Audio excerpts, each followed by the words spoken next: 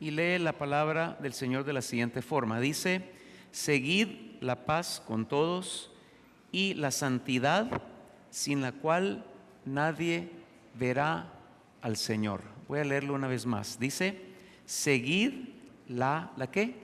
La paz con todos. ¿Y qué más? Y la santidad, sin la cual nadie verá al Señor. En la versión amplificada que está en inglés, traducida, dice de la siguiente forma: procuren la paz con todos y persigan la consagración y la santidad, abre paréntesis, vayan detrás de ella con todo el corazón, cierra paréntesis, y dice: sin la cual nadie verá jamás al Señor. Es fuerte lo que está diciendo ese texto, porque nos está hablando cuáles son las condiciones para que nosotros veamos a Dios, y tiene que ver con la santidad. Y el día de hoy ese es el tema que el Espíritu Santo puso en mi corazón para impartir en este lugar. La palabra santidad en el ámbito de las conversaciones de los cristianos, de los hijos de Dios, es muy escasa.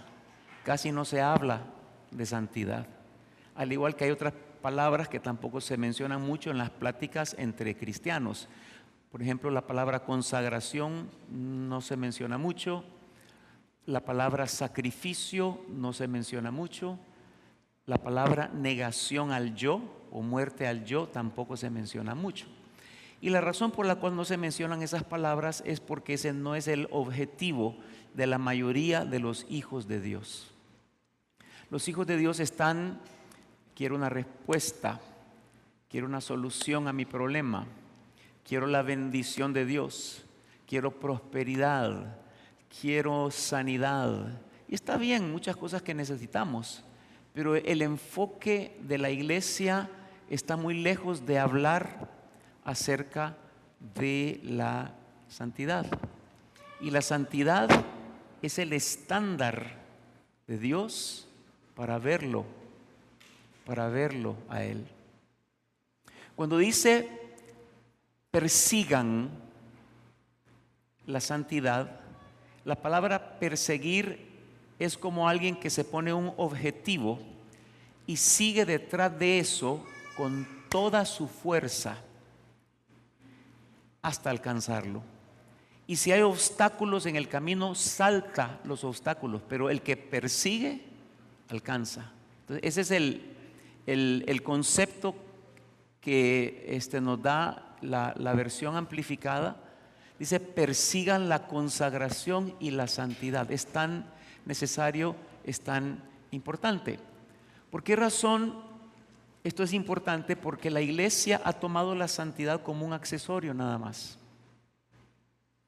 ¿Sabe qué es un accesorio? Una vincha, por ejemplo. La persona, la mujer dice: voy a usar la vincha allá, si quiero. Es algo voluntario, pero no es una necesidad.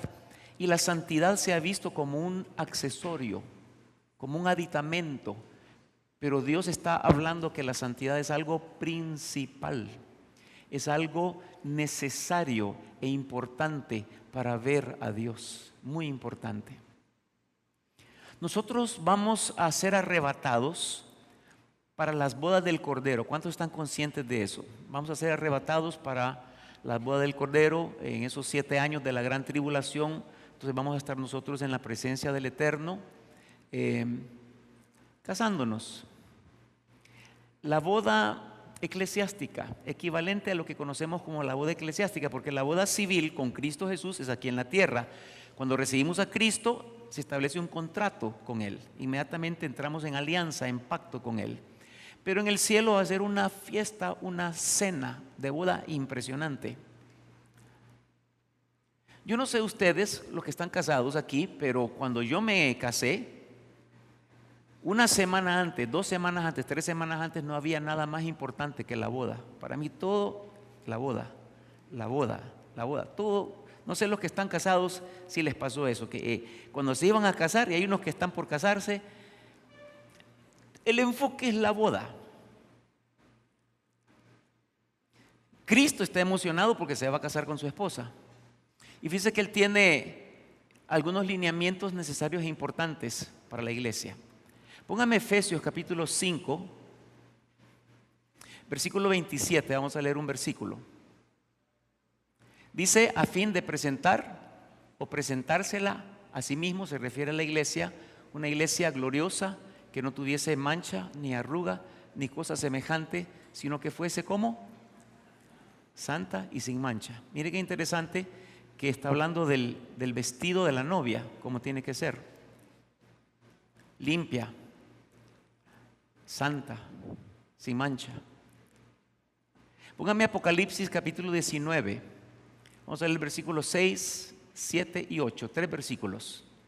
Apocalipsis 19, versículos 6, 7 y 8. Dice, y oí como la voz de una gran multitud, como el estruendo de muchas aguas y como la voz de grandes truenos que decía, aleluya, porque el Señor nuestro Dios Todopoderoso reina. Verso 7.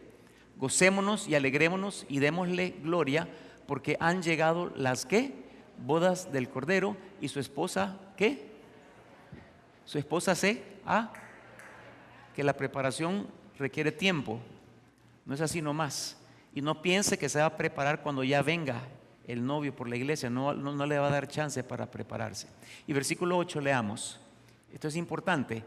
Y a ella se le ha concedido que se vista como de lino fino, limpio, resplandeciente, porque el lino fino es las acciones justas de los santos. Miren que en estos dos textos que leímos, en Efesios y en Apocalipsis, está hablando del vestido de la novia.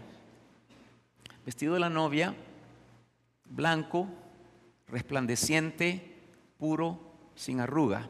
Todo apunta hacia santidad, pureza. Santidad, pureza.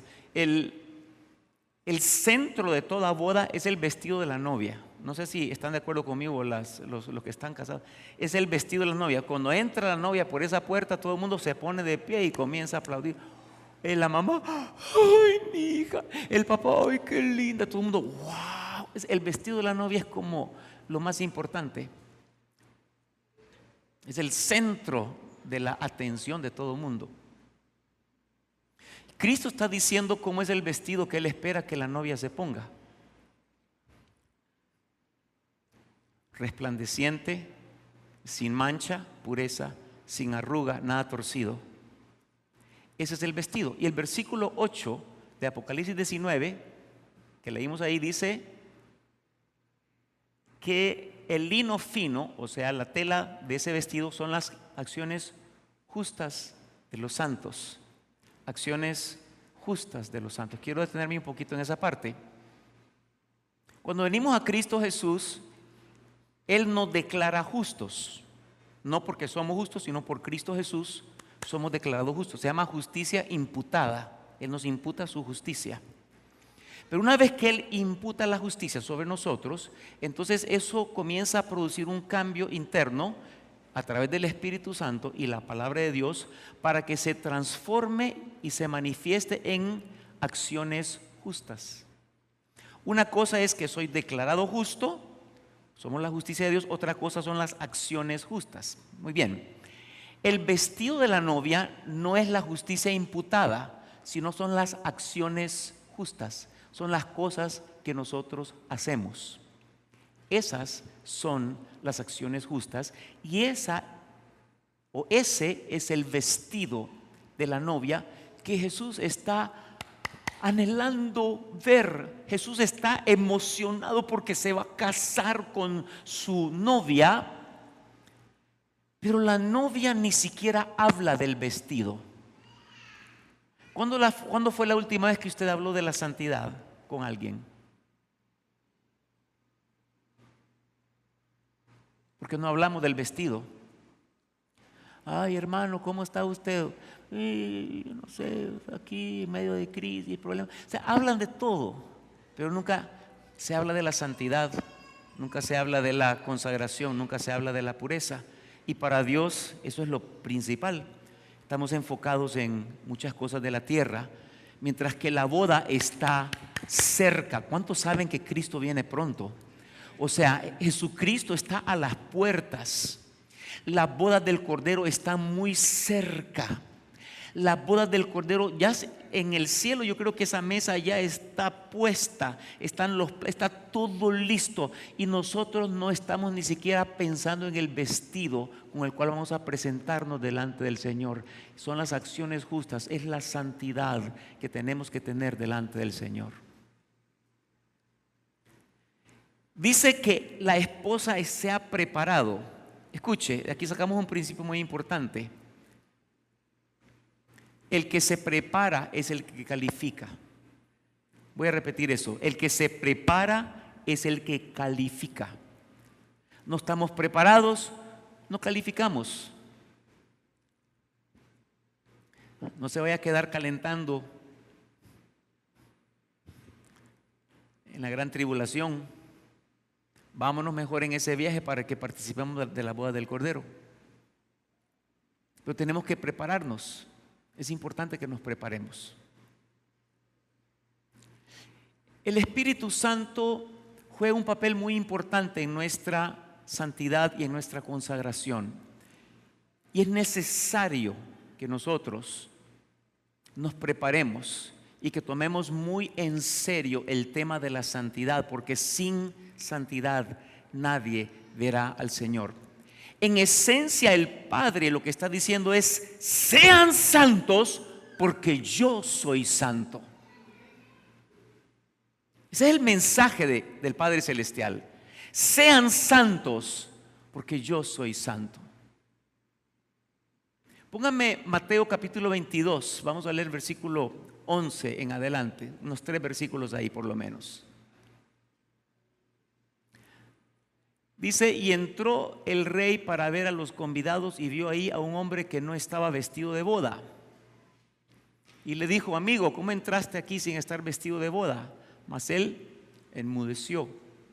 Entonces el rey dijo a los que servían: atadle de pies y manos y echarle en las tinieblas de afuera. Ahí será el lloro y el crujir de dientes. Va a ser terrible. ¿Cómo nos vestimos de boda? Perseguimos la santidad. Corremos tras la santidad, las acciones justas. Una cosa es lo que Él imparte en mí, otra cosa es lo que se manifiesta en mi vida, porque muchas personas sinceramente vienen a Cristo Jesús, pero luego su vida no manifiesta un testimonio de lo que es la verdadera vida cristiana. No hay transformación, y en Cristo Jesús tiene que haber transformación. La evidencia de Jesús en una vida es una vida transformada. Si no, algo está malo, algo no está funcionando. Nuestra plática tiene que ser: necesito santificarme más, necesito consagrarme más, necesito meterme más con Dios, necesito acercarme, necesito prepararme, porque si no hay santidad en nuestra vida, estamos en serios problemas.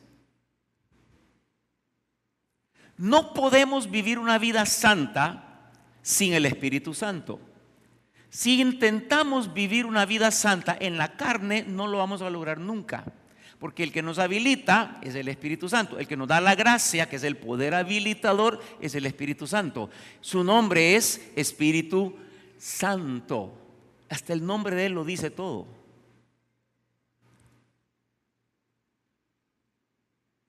Nos ayuda, nos guía, nos aconseja.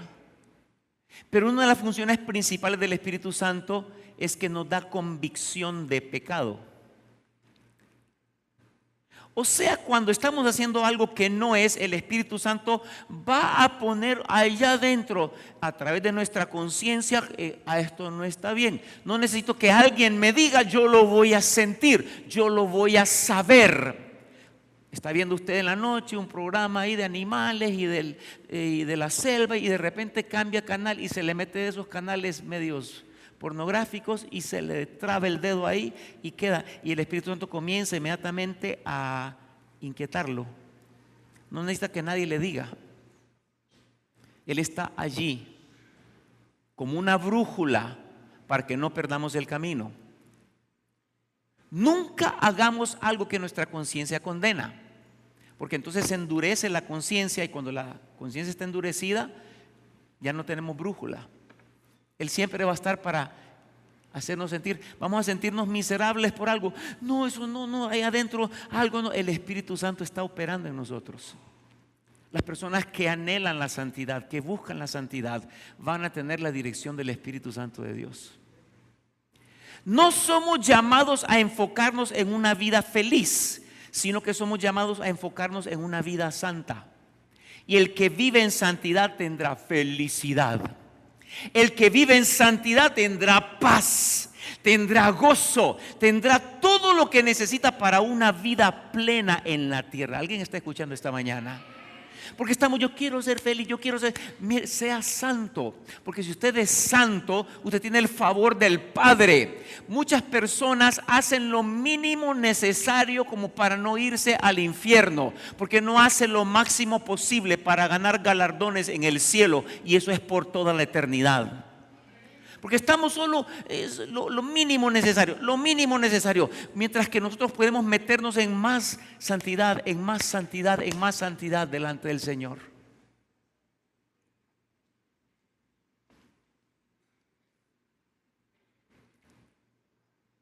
Este mensaje no es muy popular.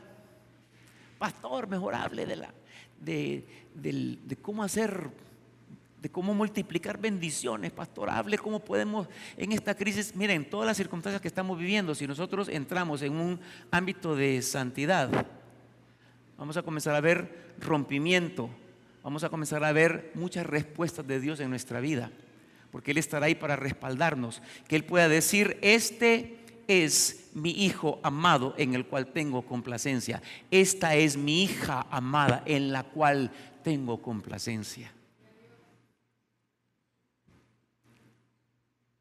Esa es la función del Espíritu Santo: conducirnos, llevarnos hacia la santidad, hacia la santidad. Que tengamos una vida conforme al diseño del Padre. Lo que está escrito allá arriba en el libro nuestro, en los anales del cielo, se cumpla aquí en la tierra, se establezca aquí en la tierra.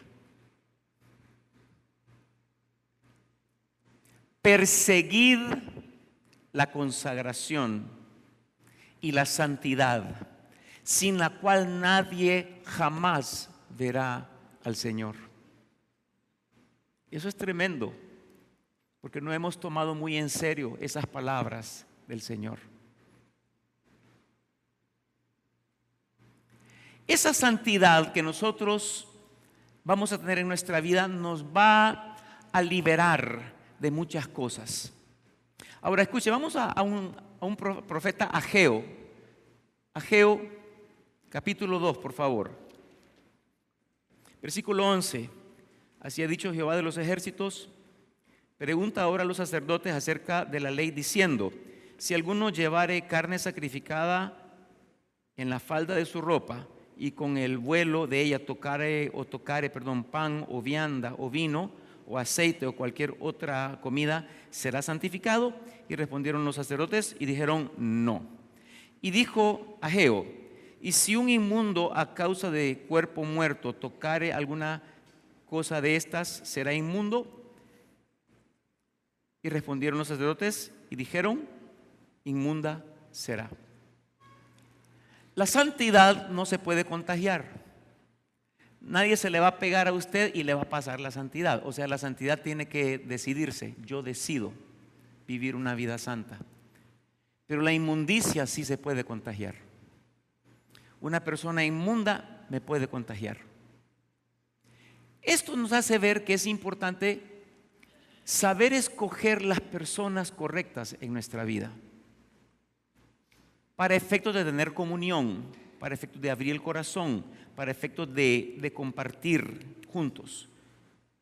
Mientras que nosotros tenemos que relacionarnos con todo mundo, pero la comunión solamente es con personas que yo sé que tienen el carácter de Cristo, que yo sé que viven conforme a la voluntad y el diseño del Padre Celestial. Vámonos a Primera de Corintios, capítulo 5. Quiero leer un texto ahí, Primera de Corintios, capítulo 5.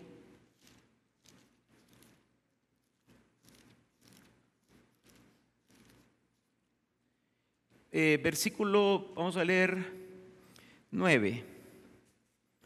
Dice: os he escrito por carta que no os juntéis con los fornicarios, no absolutamente con los fornicarios de este mundo, con los avaros o con los ladrones o con los idólatras, pues en tal caso os sería necesario salir del mundo. Más bien os escribí que no os juntéis con ninguno que, llamándose hermano, fuere fornicario o avaro o idólatra o maldiciente o borracho o ladrón, con tal ni aun comáis. Está diciendo: no tengamos comunión con una persona que voluntaria y abiertamente está en pecado, porque nos vamos a contaminar.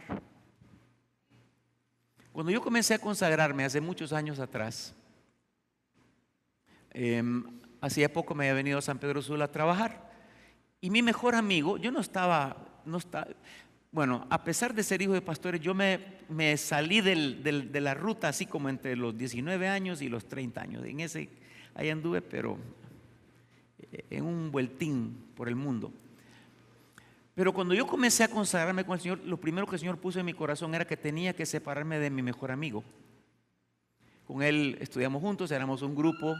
Se casó con una muchacha que era parte del grupo también, que era muy amiga, pero el hombre, este amigo mío, era adúltero. Y me decía las cosas que él hacía. Yo conocía a la esposa, que era mi amiga, y tenía que esconderle cosas a ella de las cosas que él... Era feo eso. Yo estaba teniendo comunión con alguien que no iba a permitir jamás que yo despegara en el ámbito de la santidad y de la consagración en mi vida. Entonces tuve que llamarlo, le dije: mira, fíjate que no voy a poder seguir compartiendo con vos. Y se enojó, se resintió, se puso mal. Éramos como hermanos, o sea, de años atrás, en el barrio vivíamos cerca. El tema es que después él entendió y él me llamaba para pedir consejo. En la pandemia se enfermó de COVID, estuvo un mes en cuidados intensivos y murió en el CEMESA, Hospital CEMESA. Todo ese tiempo yo oré porque él no era creyente, pero Dios me dio convicción que se fue con el Señor. Dios me dio un sueño y pude verlo a él junto con otras personas que habían muerto, de aquí de la congregación de hecho, y pude verlo a él resplandeciente. Dije: el Señor se lo llevó, porque yo sé que él se puso a cuentas con Dios estando en ese lugar. El tema es que yo no podía compartir con él, porque si yo hubiese continuado compartiendo con él, mi vida no despega nunca. Y es importante que entendamos que para que nosotros podamos despegar en santidad, tenemos que saber escoger las personas con las que nosotros nos relacionamos y tenemos comunión. Una de las armas más fuertes del enemigo, más eficaces, son las personas, son las amistades. A través de las amistades el enemigo puede jalar a alguien al infierno mismo. Por eso tenemos que tener mucho cuidado con quién. Mire, busque las personas que usted pueda ver hacia arriba, que pueda ver: esa persona a mí me va a ayudar, me va a levantar. Pero no tenemos unas amistades.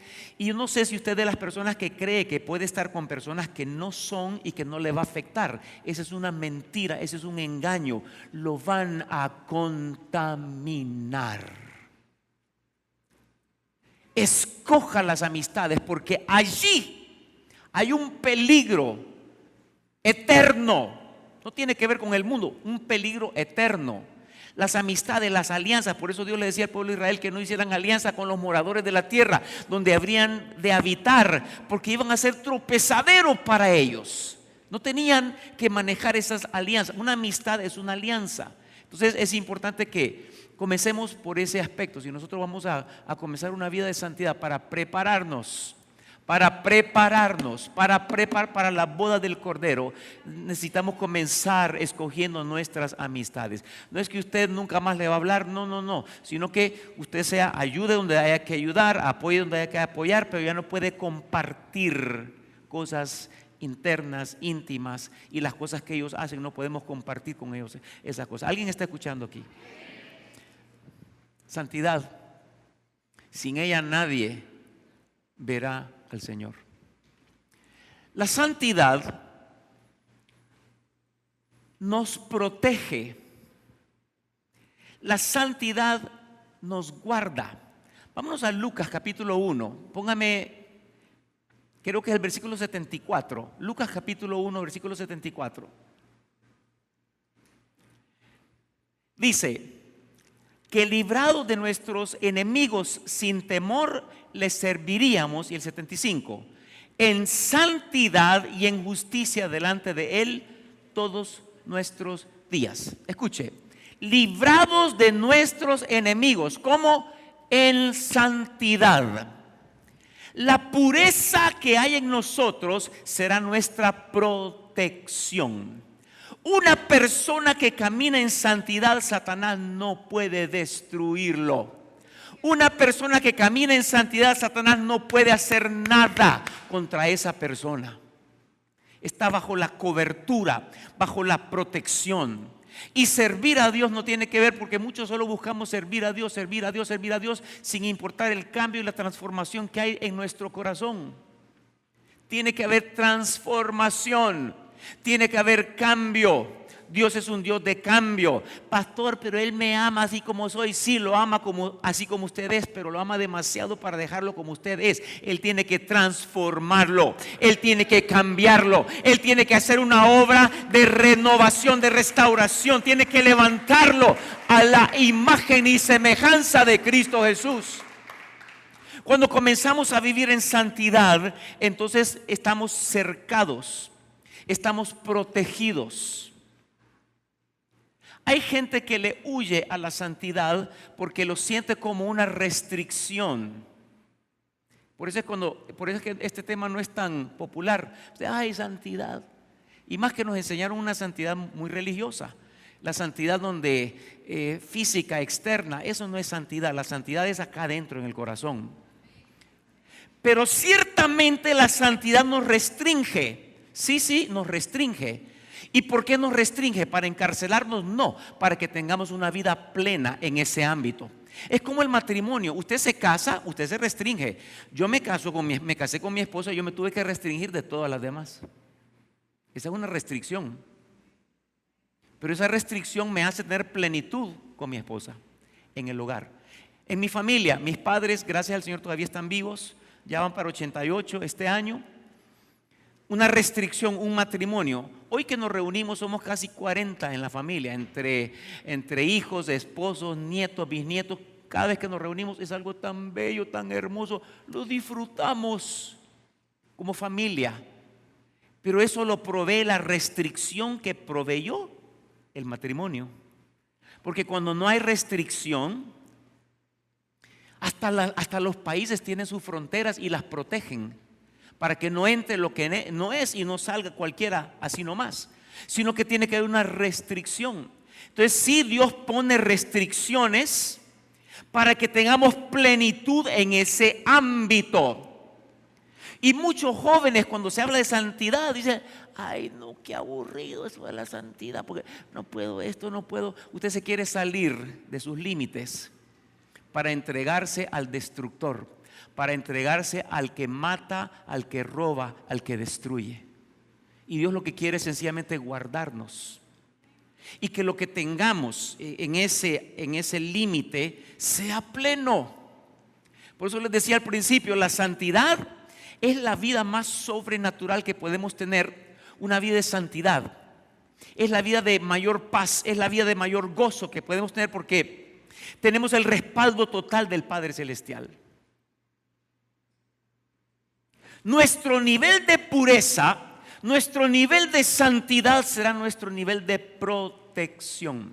Y Satanás cada día viene contra nosotros con armas de las tinieblas para destruirnos. Pero en la medida que nosotros caminamos en santidad, santidad no es perfección, porque no podemos ser perfectos, pero corremos hacia Él, caminamos, allá está Cristo Jesús, caminamos hacia Él, hacia Él. La senda del justo es como la luz de la aurora, que va como en aumento hasta que el día es que perfecto. O sea, no es que cuando hablamos de santidad yo ya soy santo, ya soy perfecto. No, estamos en un proceso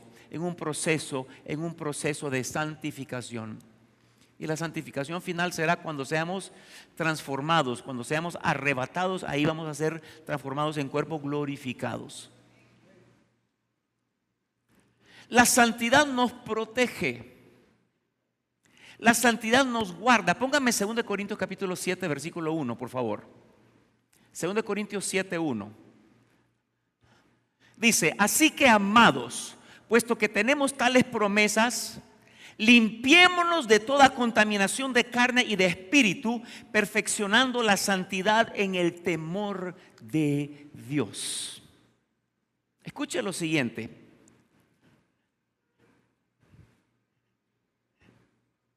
Cuando hay contaminación, habrán ataduras en nuestra vida. Cuando hay contaminación, habrán cadenas en nuestra vida. Si usted quiere saber el origen de su problema, de su crisis, de su cadena, de su atadura, busque dónde está la contaminación. Porque una vez que usted encuentre el punto de contaminación, usted va a lidiar con eso para romper y zafarse del enemigo. Si usted quiere saber el enemigo cada vez que nos ataca, viene una crisis, viene un problema, pastor, óreme porque necesito. Bueno, ¿dónde está la contaminación primero?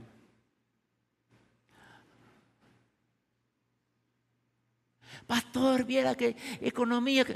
Busque la contaminación, ¿dónde está? Porque cuando encontramos la contaminación, de ahí se alimenta Satanás para fortalecer la operación que tiene sobre nosotros.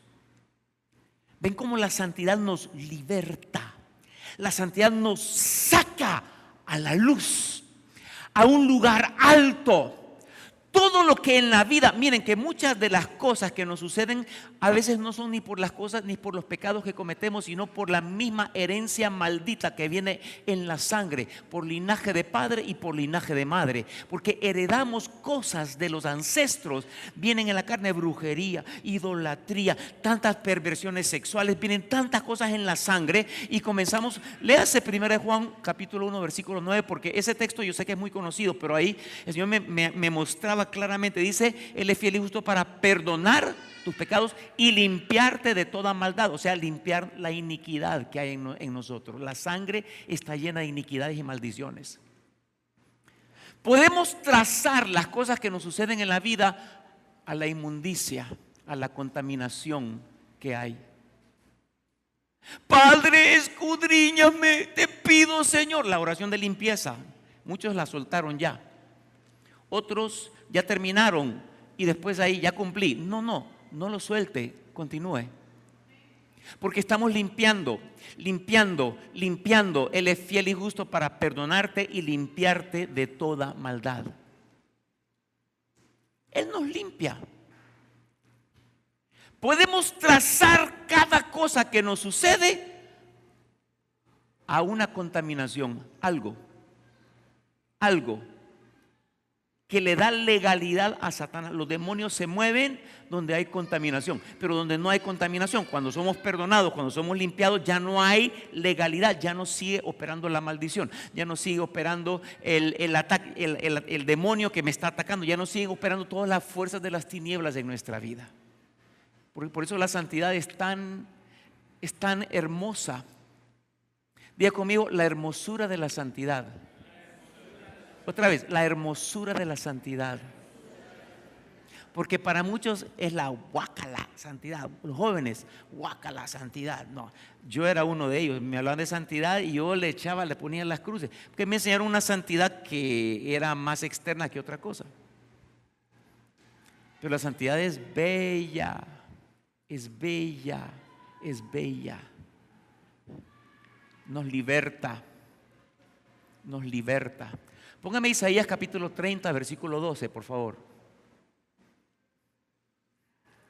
Dice, por tanto el Santo de Israel dice así, porque desechasteis esta palabra y confiasteis en violencia y en iniquidad y en ello os habéis apoyado. Versículo 13.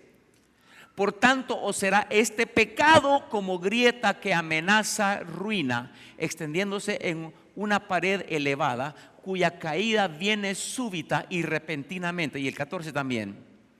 Y se quebrará como se quiebra un vaso de alfarero, que sin misericordia lo hace en pedazos, tanto que entre los pedazos no se haya tiesto para traer fuego del hogar o para sacar agua del pozo. ¿Qué está diciendo el segundo versículo? Que donde hay pecado se produce una grieta, se produce un portillo, se produce una apertura, una abertura en el muro. Y donde se aportillare vallado, la serpiente entra sigilosamente. O sea, donde hay pecado, donde hay iniquidad, hay una grieta. Por esa grieta sigilosamente entra la serpiente, pone huevos, se multiplica y contamina toda la casa. Por eso los padres no entienden por qué los hijos se meten en estas cosas. Es porque lo que está en usted se manifiesta en los hijos. Porque el padre masturbándose, viendo pornografía, de repente el hijo le sale que le gusta el sexo igual y no el opuesto. O sea, hay muchas cosas que vienen, esa es una de las puertas, pero hay muchas cosas que vienen por herencia, por herencia, por herencia. El tema es que la serpiente entró, puso huevos, se multiplica y muerde para destruir. El padre, la madre son la puerta de la casa, espiritualmente hablando. Y cuando viven en santidad cierran toda grieta. Y cuando caminamos en santidad nos volvemos en reparadores de portillos. Vamos a reparar los portillos. Vamos a repararlos. Quiero cerrar con un tema o con un aspecto de la santidad.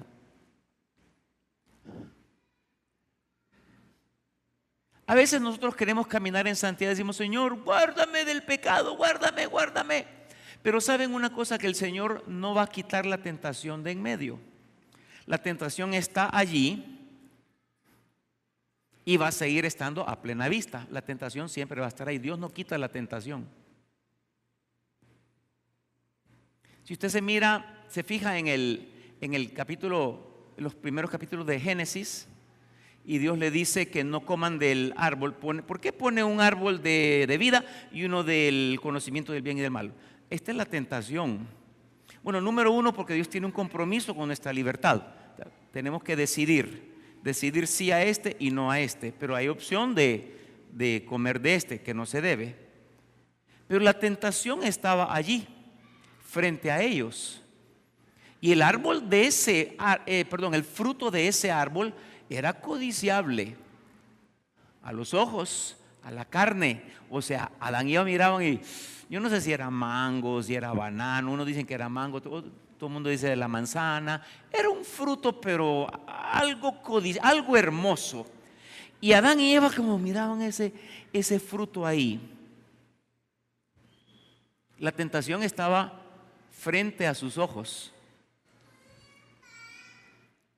Eso hacía que cuando Adán y Eva estuvieran ahí, eso se convirtiera en un altar. ¿Por qué un altar? Porque había un sacrificio en ese momento.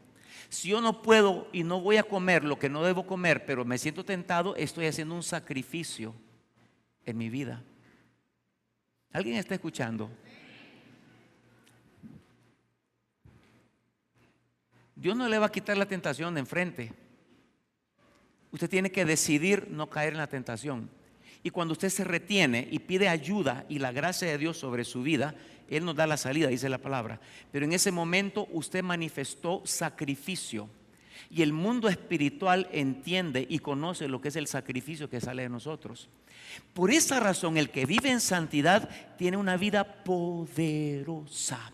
Porque le dice no a esto, le dice no a esto, le dice no a esto. Es un sacrificio, es un sacrificio, es un sacrificio. O sea, Dios no nos va a quitar las hormonas.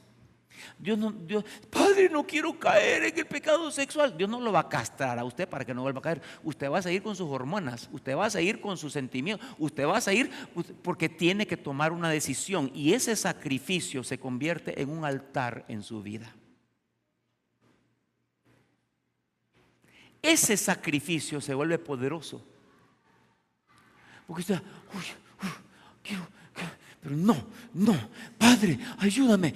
Miren, ya lo dijimos una vez, pero lo voy a repetir. El pecado sexual tiene un tratamiento muy diferente a los demás pecados. Cuando usted esté frente al pecado sexual, salga corriendo como un cobarde, como una cobarde. Dice la palabra, huid de las tentaciones juveniles. Huid. No diga, en el nombre de Jesús, sí, todo lo puede en Cristo que me fortalece. Y tiene a la mujer ahí enfrente. Salga corriendo, no se quede ahí.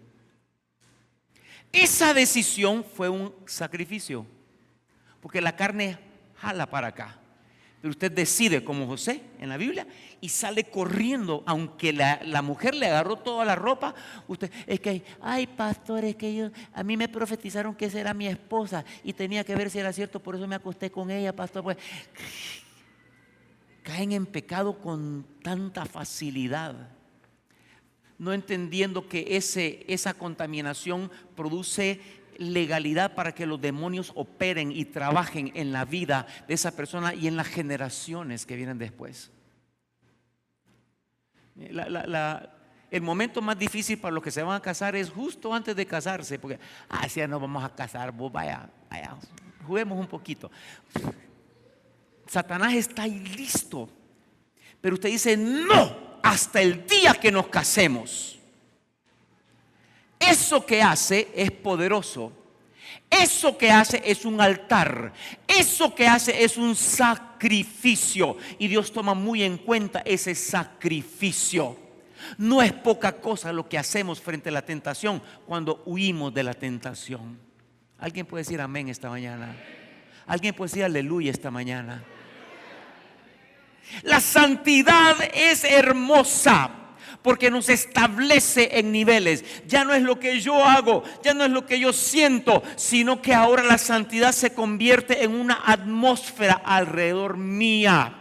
Cuando llegamos a esos niveles de santidad, esa atmósfera nos envuelve y vamos a ver la mano poderosa de Dios, sanidades, liberaciones, salvación, restauración. Dios hará cosas grandes con aquellos que caminan en la santidad del Dios eterno. La santidad es hermosa. Satanás nos ha hecho creer de que es lo más aburrido que existe. Eso es lo más poderoso que hay. Es lo más poderoso que hay. Es lo más poderoso que hay. Es que tengo sueño, pastor. Venza el sueño, párese. Porque hay unos que comienzan a orar y terminan. Caemos tan fácil al deseo de la carne. Por eso no podemos velar una hora. Jesús les dijo a los apóstoles, ni una hora han podido ustedes, porque se ceden al deseo del cuerpo físico. La carne no califica, pero el espíritu está presto, dice la palabra del Señor. Cuando comenzamos a vencer de esa manera, caminará Dios mismo a través de nosotros en la faz de la tierra. Caminará Dios mismo a través de nosotros para manifestar cosas grandes y poderosas. Dios ve desde el cielo y dice, este es mi hijo amado en el cual tengo complacencia. Ya dejé de pedir. Hay gente que se consagra. Mire, cuando usted comienza a consagrarse al Señor, usted se va a ver más hermoso todavía. Y la tentación va a venir más fuerte, porque aunque sea feíta la muchacha o el muchacho y se comienza a consagrar al Señor, una hermosura comienza a venir sobre esa persona. Y aún la gente que usted no le llamaba la atención comienza a verlo también. O sea, qué cosa, porque es como que la piel, como que la gloria de Dios comienza a manifestarse, como que en la sonrisa hay algo del Padre, como en el caminar, como que ¿qué es lo que está pasando? O sea, la tentación se va a levantar, pero en la posición de santidad, de pureza delante del Señor, yo no voy a ceder ante la tentación. Yo voy a pararme firme.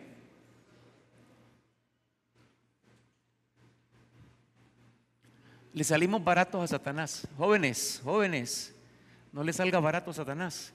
No sea estadística.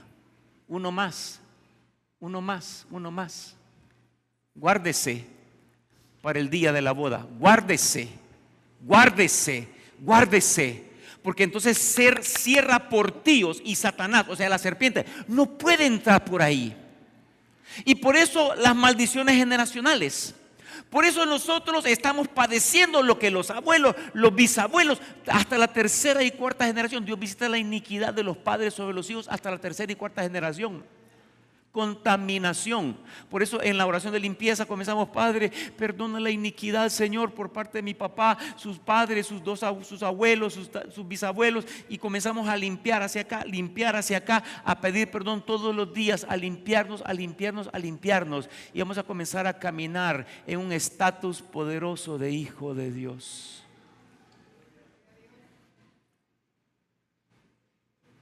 Mentimos tan fácil. Lujuria tan fácil. Es que no puedo, pastor, es que las mujeres a mí, y se le va el ojo. Títeres manipulados por Satanás.